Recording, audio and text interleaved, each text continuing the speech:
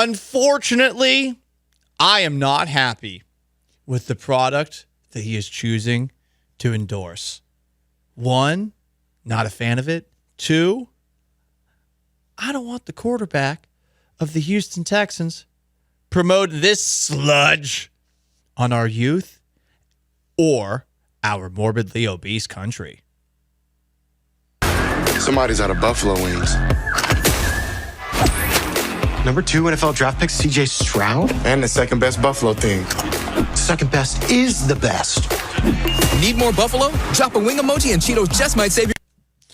So it's Cheetos Buffalo Wing Edition. I'm sorry, Cheetos are disgusting. They are disgusting. Mainly, not because of the flavor, but because of how that orange dust just gets everywhere. Like you can't get away from it. And CJ Stroud is promoting this, so we're all going to have nasty hands and be fatty boom batties. I don't like this. I don't like this. Now, okay, CJ Stroud isn't endorsing concussion water like Russell Wilson.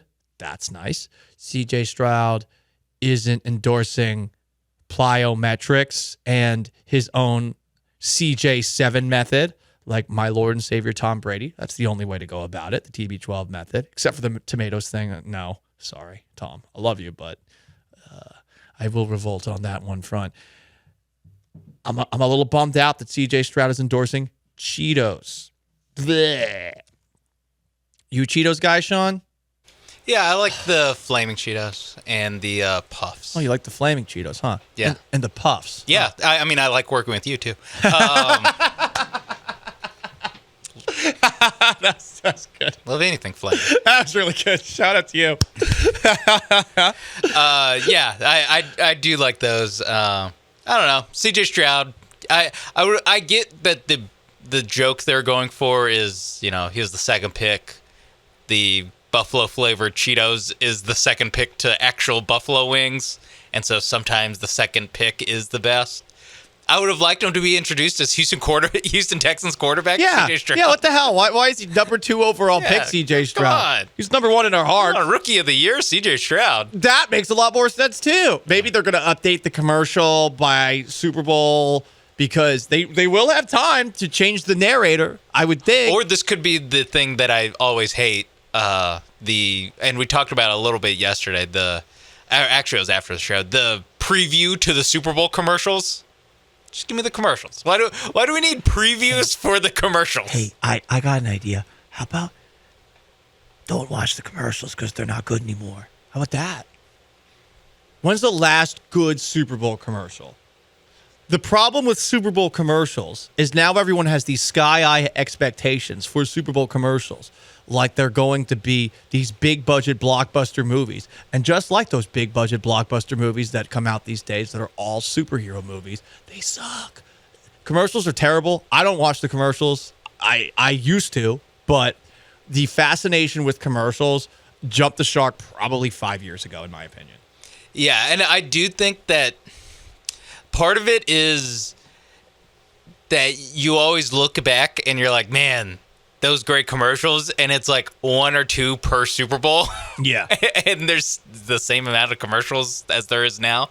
So it's like the standard in our heads get raised so high, and then when you think about it, it's like, no, just about one or 2 good ones a year is about all we turn out, and that's about all we're still doing. So it is a thing where, I don't know, it's like the nostalgia glasses of. Also, people back in the 2000s and the 90s when the Super Bowl commercials were really cracking, they had less going on. Like, you literally just had to sit there and stare at the TV. That's true. Now we're getting these takes off about, they should have punted. Oh, they should have gone for it.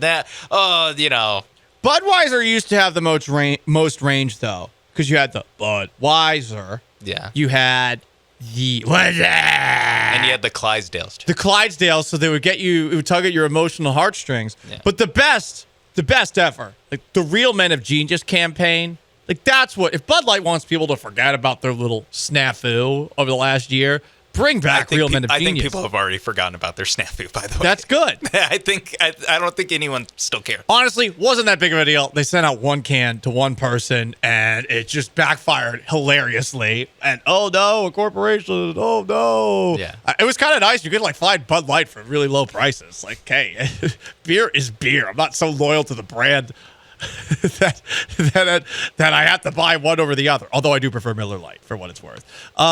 We do have some comments here.